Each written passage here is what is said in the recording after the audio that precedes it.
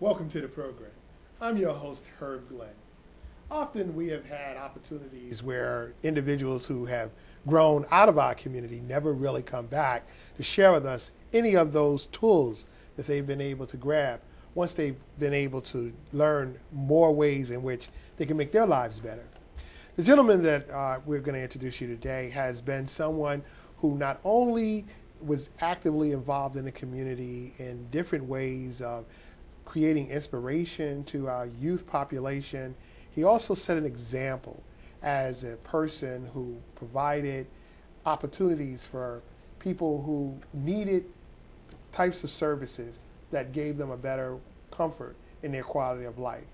Mr. Jarrah Crowder is a personal friend of mine who has worked with me in many occasions delivering certain aspects of outreach in the NAACP and different youth programs, and has also been actively involved in relationships dealing with activities that would create a better performance in our government area, such as the city and in many instances the state. Jarrah, thank you very much for having an opportunity to come with us and really share with the moment, especially in this time. It's very festive. We have the holiday season. But you know, you're really one of us. You're a child of Newark, to say the least. You know, why don't you share with us exactly your background and your history as you have been able to grow in this community? Well, first of all, Mr. Glenn, thank you for having me. It's a pleasure to be here today. Yeah, I'm the product of single-family home here in Newark, New Jersey, the eldest of 3 children, 2 younger sisters. Born and raised, attended a mix of public and private schools here in the city. Graduate of Malcolm X Shabazz High School.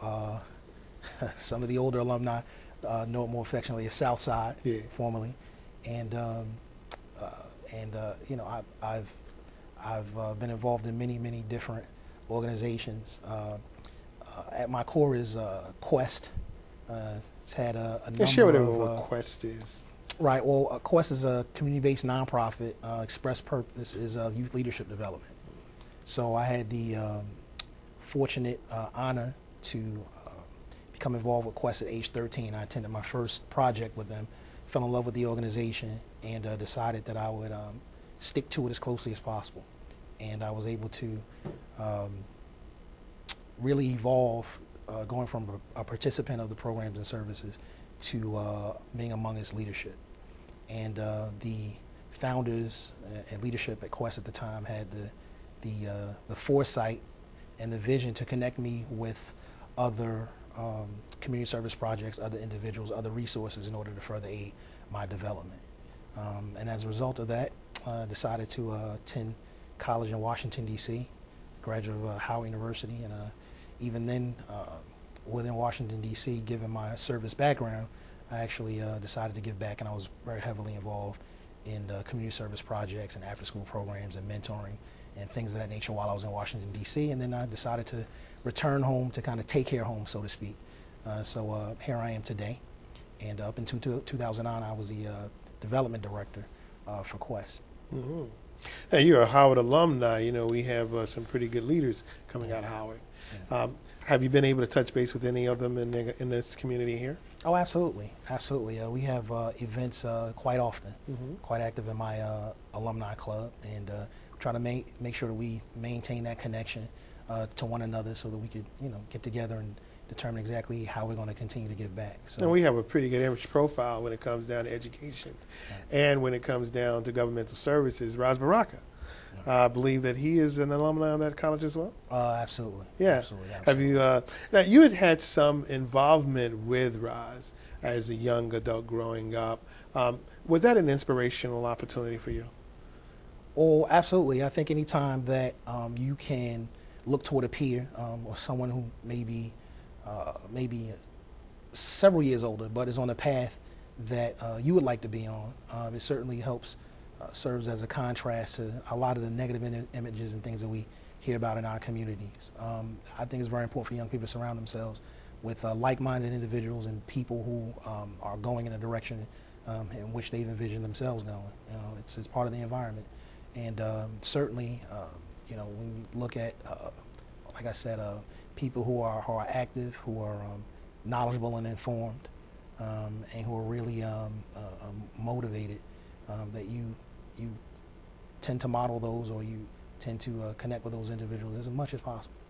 And thinking about that, in terms of the energy that you have, and certainly we want to discuss some of the things that you're doing now in the current lifestyle that you live, but in terms of leadership and understanding what it means to get a job, is getting a job really the attitude that one should really take interest in?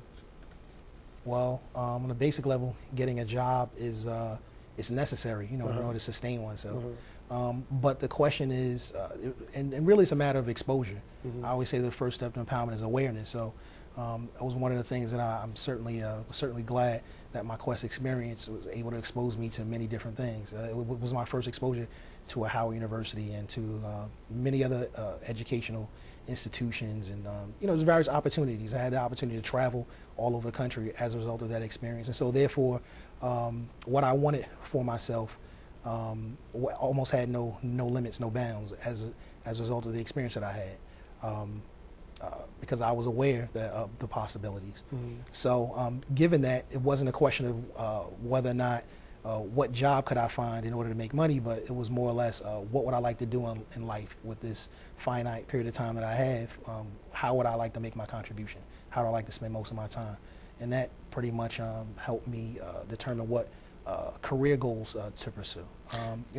All work is honorable, as long as it's legal and ethical. That's a good so point. It's right. Yeah. As long as it's legal and ethical, because right. there's a lot of work Right. that you can really get involved with that can lead you down the wrong path. Right. And thinking about that, in terms of what you were seeing in relationship to your exposure, Right. creativity has a great deal to do with what kind of employment would be attractive, not only to you, but that you can be attractive to someone who's willing to finance your involvement with them. And looking at it from that perspective, we've had a large amount of interest now in encouraging young folk to get involved with entrepreneurial aspects of their experience. Can you share with me in terms of, is that really an important area now that you have really accomplished a role in society, working as an individual in different involvements? Well, yeah. To be an entrepreneur it certainly requires a number of skills. It certainly requires motivation, and for those who are successful at it, it certainly provides many rewards. One of which is freedom, and the freedom to schedule, and to determine one's own success, I guess, to have more control. At the same time, there's more risk involved, as there is also more reward which can be obtained. So it's very important. A lot of the leaders, people who I looked to growing up, they were entrepreneurs, and not necessarily commercial or for-profit entrepreneurs. We're talking about nonprofit entrepreneurs as well, like those who decided they would innovate in a certain area, and they were able to establish institutions and mechanisms and help create opportunities for themselves, their families, and their overall community. And what degree do you build the confidence to know that taking those risks is going to provide a reward? Well, again, it all goes back to environment, what you're exposed to. It's very difficult to understand a thing that you've never seen or never had any experience with.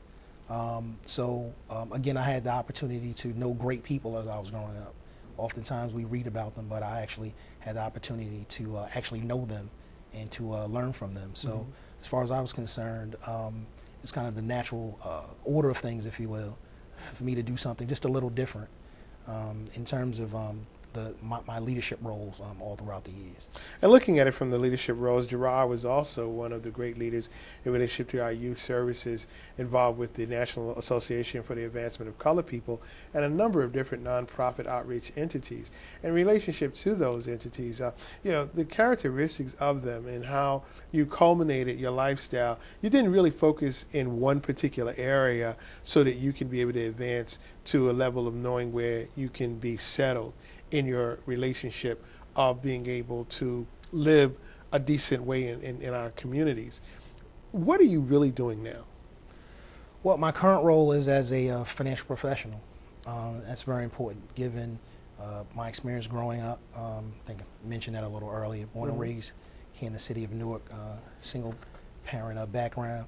I got to a point that I realized the importance of financial education and financial leverage.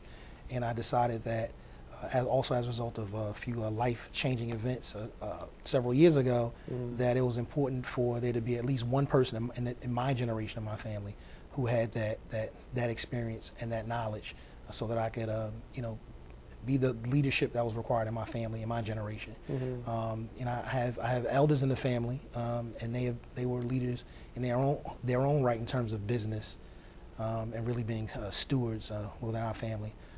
But I determined that this would be the route that I would want to go. It's very important, particularly in our community, that we become more educated in terms of finances, in terms of what our options are, and the different vehicles, products, and services that exist in order to help us really achieve our goals. Now, you talk about life-changing experiences. Would you care to share with us what they were? Well, just briefly, unfortunately, I'm no stranger to losing loved ones, and I had a couple of devastating losses a few years ago from members of my family. So such an event typically does require one to reflect, kind of take inventory, reassess, and oftentimes may lead to an individual doing something a little different, changing course.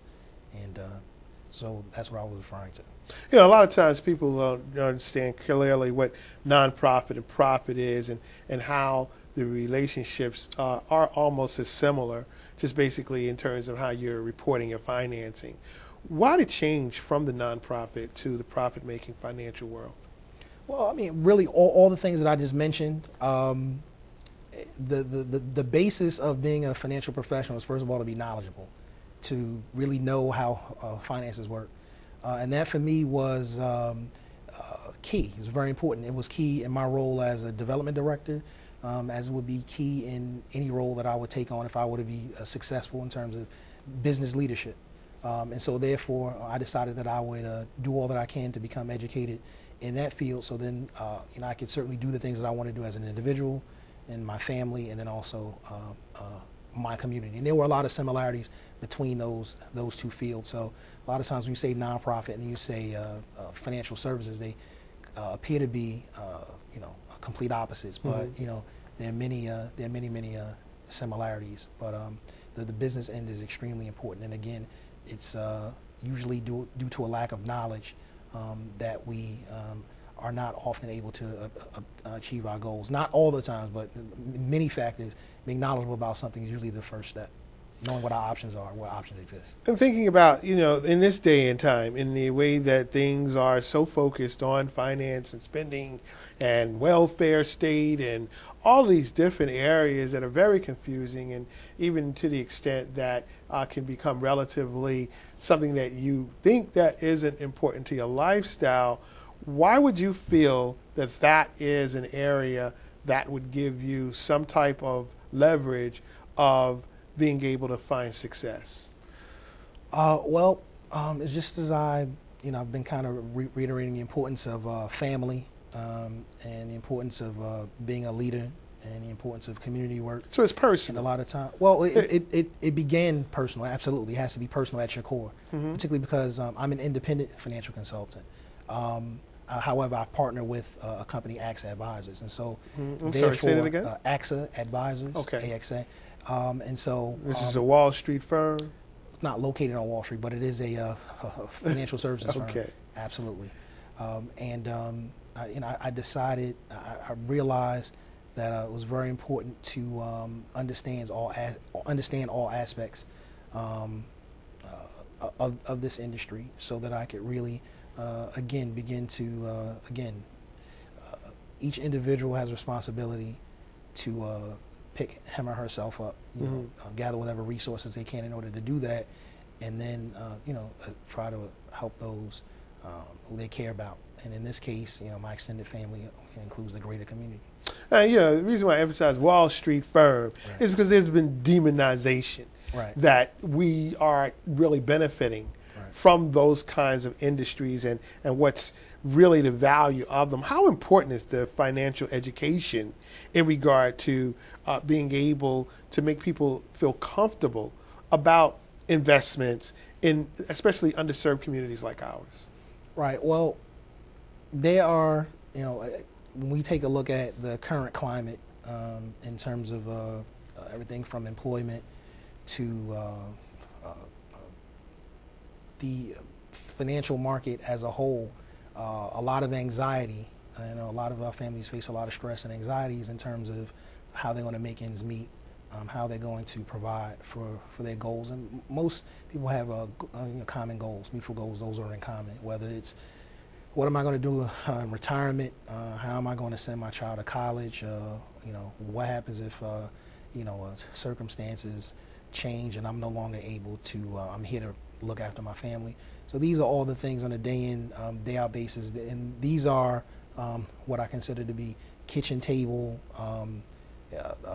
traditional concerns that people have, not necessarily a lot of the complicated things that we hear that are going on over on Wall Street. So the financial services industry is a broad enough one to be able to find a group that I'd like to work with and take a look at how to help them better position what it is that they have.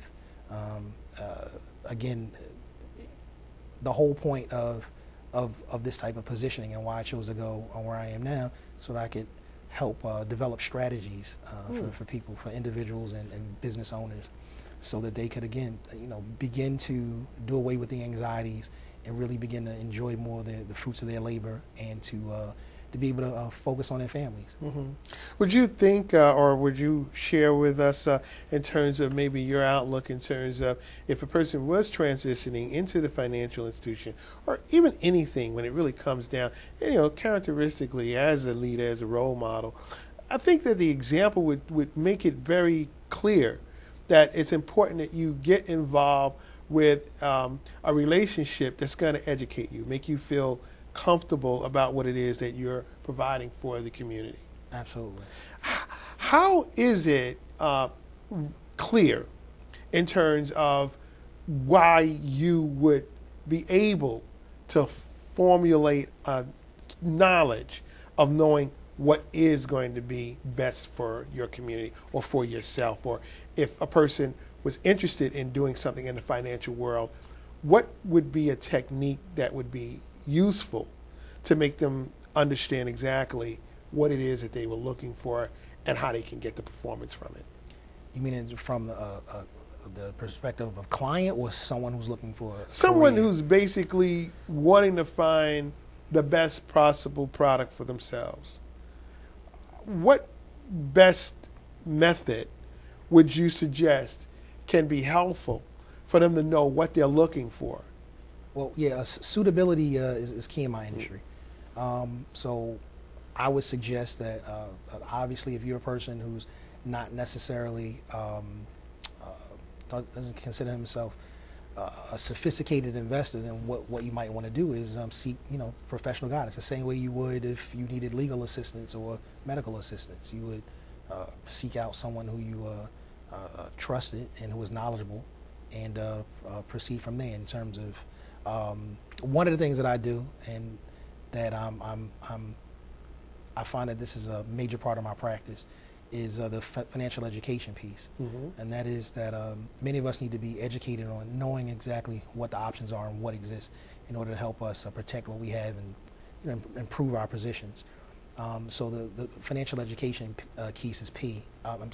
Piece is key. Mm-hmm. So what I've decided to do is a major part of my practice is to provide educational seminars on a variety of topics.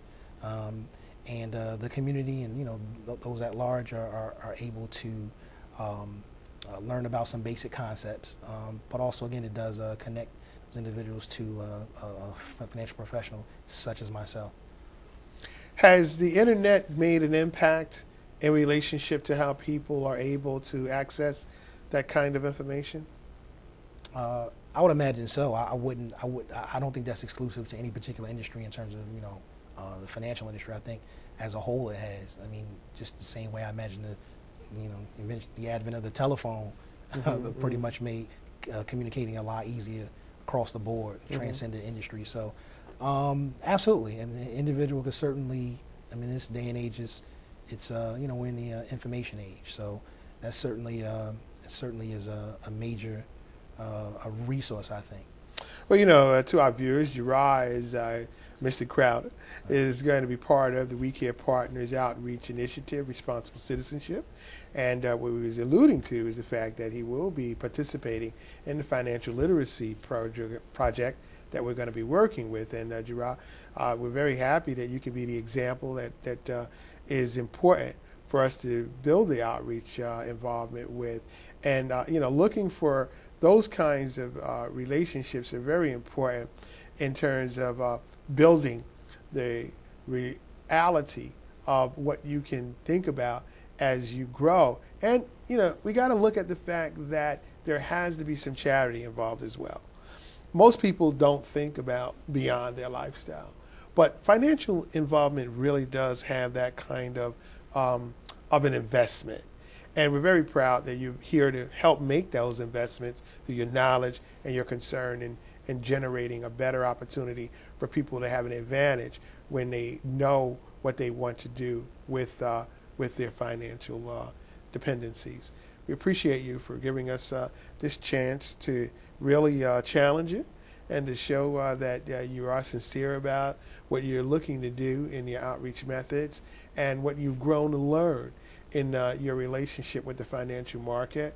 We'll be looking forward to working with you in our projects. I'd like to thank you very much.